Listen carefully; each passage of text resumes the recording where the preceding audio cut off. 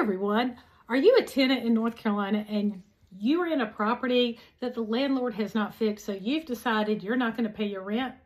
Well, you can't do that.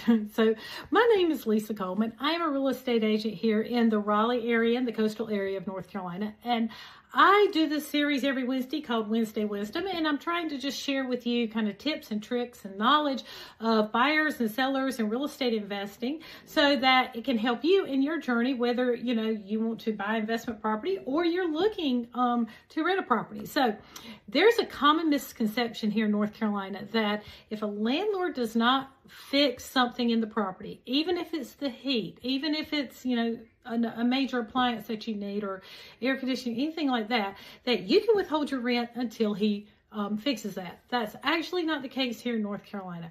There is nothing on the books that says you're allowed to withhold the rent just because something's not working in the property. Now, you do have recourse. If it's 20 degrees outside and your heat is broken, first of all, you report it to the landlord. They're supposed to, do their best efforts to get it fixed in a timely manner. Sometimes it takes a few days because parts have to come in, or if the HVAC people are, busy and tied up and you're down on their schedule.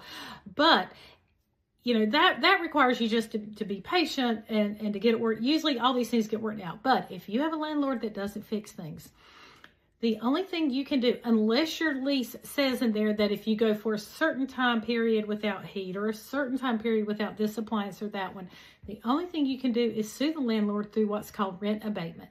You literally have to take them to court and prove that it inhibited you from being able to enjoy the property that you have rented and stayed in, and then the courts will decide if you withholding that rent was legal.